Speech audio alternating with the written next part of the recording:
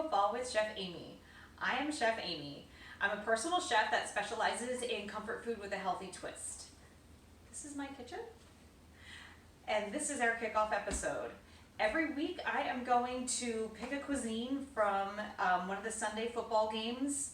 I'm going to pick a cuisine from the team that's hosting, so the home team, we're going to do their food.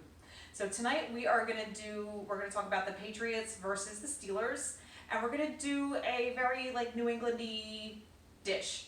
We're going to make beer steamed clams.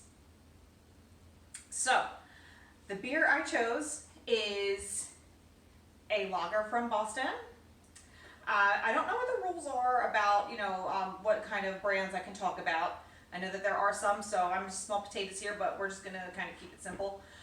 So I will go as far as to say that it is a brewery in Boston.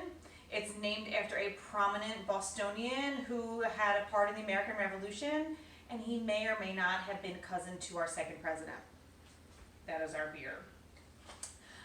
Also, clams. You learn all kinds, or actually you relearn all kinds of cool stuff about clams when you start researching for your video blog that you remember a little bit from culinary school, but then you're reading it, you're like, oh yeah. So, clams. All of these hard-shell clams are actually considered quahogs. Quahog is actually not just a town from Family Guy. Who knew, right? Now you know. Knowing's half the battle. So today I chose little neck clams. Why did I choose little neck clams? They're small. They're good for steaming. They're good for grilling. Clams, the size is what their name is. So little neck is the smallest variety of quahog. You get about 7 to 10 per pound. The next size up is called a cherry stone. You're going to get 6 to 10 per pound on that. And then you're going to get your top neck, and your actual quahog is actually kind of the biggest one. And for those, you're going to get about 2 per pound. So your top neck and quahog clams are going to be best for clam chowder. They're going to be good for making stuffed clams that you might get, like clams on the half shell. Those are going to be your bigger variety clams. And then also for fried, so like in your po' boy and stuff like that, you're going to see those are going to be the bigger clams because they're more they're suited better for those. Some things you need to know about clams. They're live. You want to have them. You want them to be alive when you cook them. I know it's horrible, but save the clams. Yeah, save the clams. I'd also like to take a minute to introduce my handsome cameraman, Pat. He's going to be talking to me as I go through this. So, but back to our clams. So when you buy them, you want to make sure that you're storing them. My ice melted a little bit, but that's okay. The water is still very cold. If you're going to be storing them for more than a few hours, you're going to want to keep them in ice and water in your refrigerator. And you're going to want to put a little bit of sea salt in the water and some cornmeal. That's going to help to kind of loosen up any sediment, any sand that's on them, because let's face it, who wants a sandy clam, right? But a boom.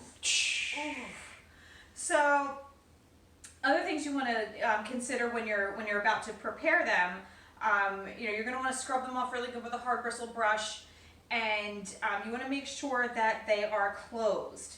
You want to make sure that they are clammed up. Yeah, she did it. Also, you want to make sure that they're closed. If you pick up one of your clams and their mouth's open, looking like Eli Manning, you want to just kind of tap them on their head like that until their head closes, kind of like what you want to do to his helmet when you see him catching flies with his mouth. So, see this guy? See his mouth's open? Hey, Eli, we're going to call you Eli. All right, watch. Oh, we threw an interception. And if his mouth doesn't close, burn. So the rest of my clams look pretty good. The rest of our mise en place that we're going to be incorporating tonight. Mise en place is a fancy French word that they teach you day 1, lesson 1 of culinary school. It means everything in its place. And that just means you're going to have everything prepped and ready to go before you start cooking. That way you don't have to worry about prepping and chopping things while you're cooking, right? So our mise en place today is going to be, of course, our clams that are still alive. Their mouths are not open. And we have some chopped onion. We've got some we've got some minced garlic. And we have chopped bacon. Because Everything goes better with bacon. You might find as the weeks go on that I'm going to find a way to sneak bacon into nearly everything.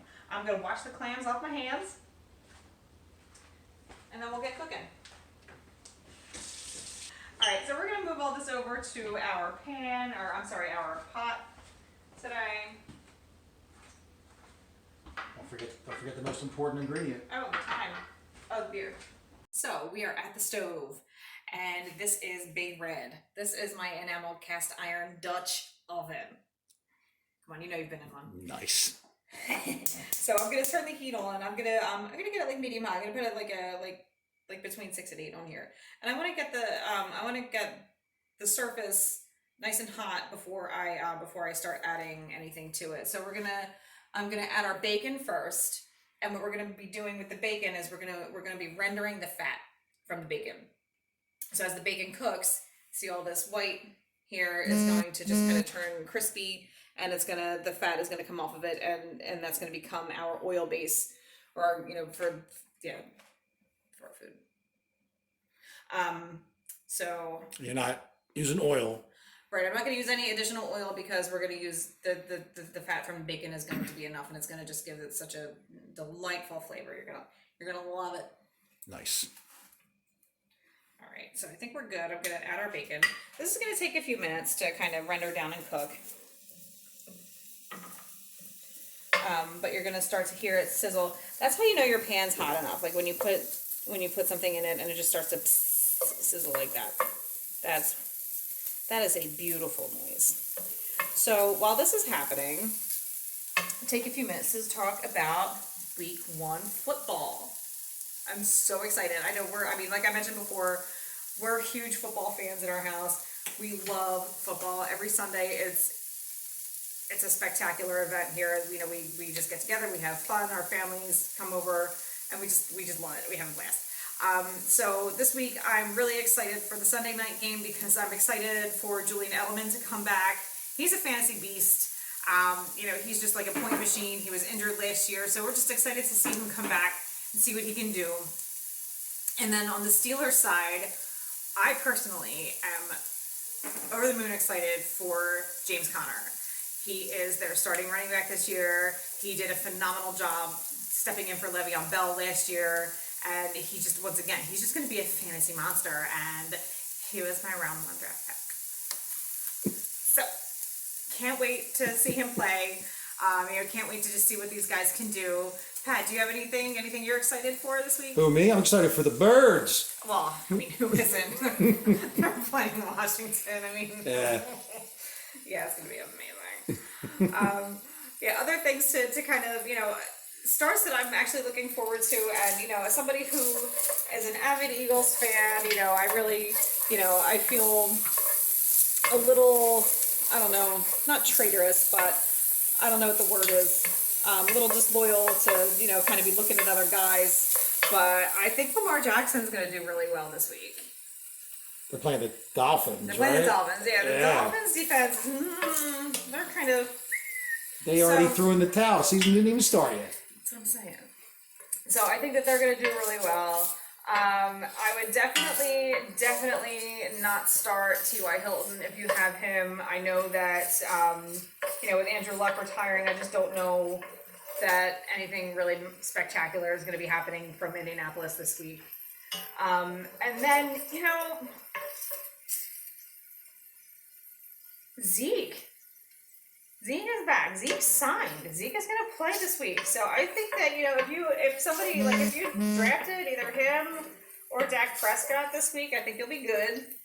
I don't know. I wouldn't start Dak Prescott over, the Phil Rivers or, certainly not Patrick Mahomes. But, if you have him and he's your number 1 guy, I know Pat's shaking his head. He's Stinking like, Cowboys. Cowboys. He doesn't like when I talk about the Cowboys. But, look. You gotta acknowledge talent where the talent's at. That's all I'm saying. Zeke is good. And then my other, kind of oddly sit this week is going to be Antonio Brown.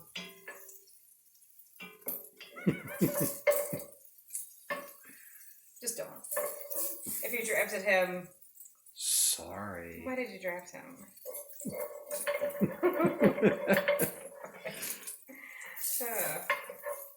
So back to our bacon.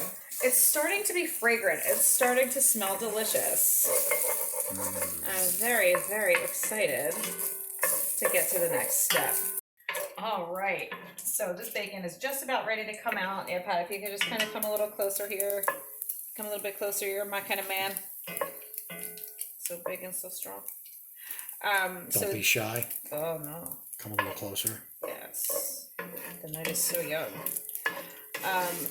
So yeah, you can see it's like nice and crispy now. You can see that the fat has kind of cooked off of the bacon. That's exactly what we're looking for. God, it smells so good, people. It smells amazing. You'll notice that I am using a plastic spoon here. You don't want to use any metal utensils if you're going to be using enamel cast iron. Cast iron pan, you can use whatever you want on it. You could use a jackhammer and it won't scratch it. So, but this is it's got kind of a glaze on it, so we don't want to scratch that. So we don't use metal utensils in it.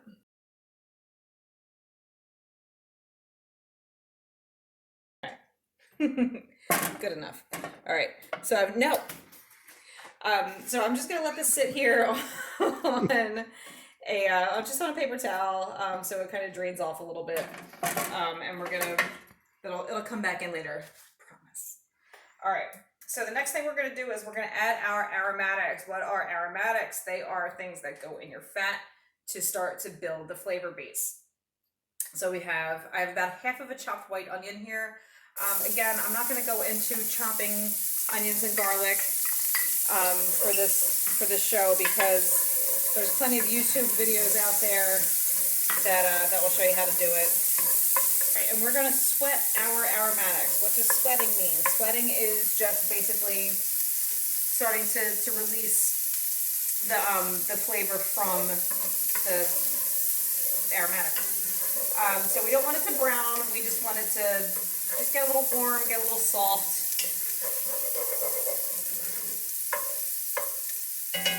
There's an ex-husband comment in there, but I'm not going to do it. Okay, I have my garlic. Wow. I'm going to add my garlic. And again, we're just going to kind of spin it around. We don't want, you got to watch with garlic because it tends to cook up very quickly.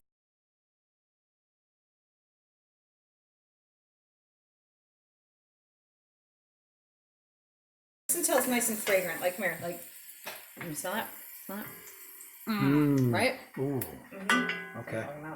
All right, and then I just have a whole sprig of thyme here. I'm just gonna throw the whole thing in there. You can strip the leaves off of the stems, but why?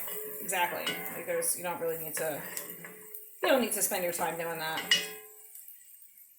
You need to spend your time doing that. No, don't. You don't go like that. It's terrible. It's okay if you're cringing at home because I just cringed myself. That was awful. All right. So the next thing we're going to do is, we are going to add our nondescript Boston Lager from the brewery that may or may not be named after our nation's second president. We're going to add this in, and we're going to let it come to a boil. Nice. So when you add, cold or room temperature items to a hot pan, it's going to bring the temperature of the whole thing down. So it's going to take a minute or two, but that's okay. We can just kind of take a few minutes to kind of stir this around. Make sure that nothing is sticking to the bottom of your pan, because who wants to scrub their Dutch oven? Not me. So I'm going to wash my hands because I just got it. So our beer is boiling. This is good. It's starting to kind of like an aggressive simmer actually. So I'm gonna start a little bit. I'm gonna turn the heat up a little bit so the boil gets a little more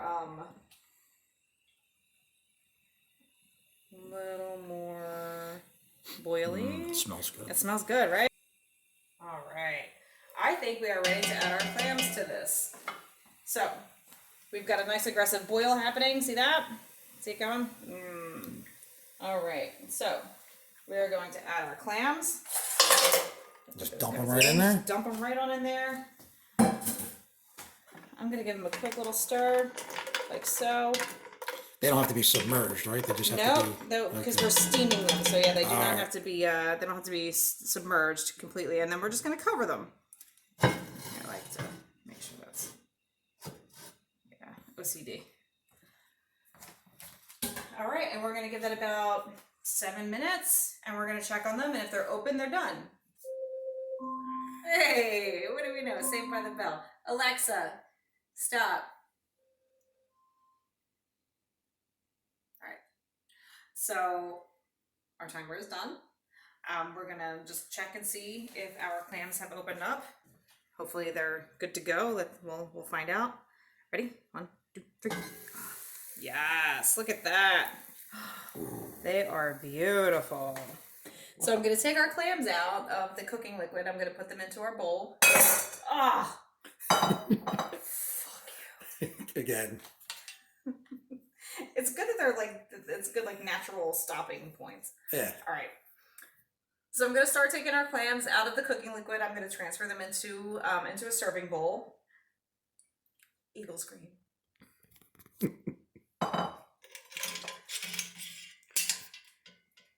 And we'll start the plate up and serving process here. The next thing I'm gonna do is I'm gonna drain the liquid a little bit. I'm gonna pour this over top of our clams, but we don't necessarily want all these hunks of garlic and onion in our final serving, served product. A little bit's alright, a little rustic, but it doesn't need to be like all that. Alright. This is why I keep towels on my oven handle. It's not just for decoration purposes. Or just Okay, so you're just straining out all the chunks. So I'm gonna strain the chunks. I grabbed a glass bowl with a handle, because if you use plastic it might melt because it's very hot, and I like the handle because again it's gonna get hot, and if you're using a stainless steel bowl it might burn your hands. I like to have this nice sturdy handle there. So we're just gonna take some of this liquid. Why don't you come on over here and I'm gonna get a good sexy shot. Pour in the, oh yeah. That's creepy. Nice. All right. And then, remember what I said we were gonna use the bacon again? Ooh. I wasn't joking. So we're just gonna sprinkle the bacon back on here. Like so. Ooh, lovely. Yeah, lovely. And how Jim Gaffigan refers to bacon as the pixie dust of food. I'm literally doing that right now. All right, so we're gonna bring this on over here, and my handsome cameraman is gonna come around and join me for some clams. Awesome. Yes. So we're just gonna go ahead and dig in. I guess I'm going to Patriot pick. Oh yeah, Steelers, Patriots. Very cool. All right, now what do we got here? So I just got a baguette loaf that I've just kind of sliced on a diagonal, and that's just good for dipping into that yummy broth. All right, So awesome. yes, All dig right. in. Go Eagles. Yes.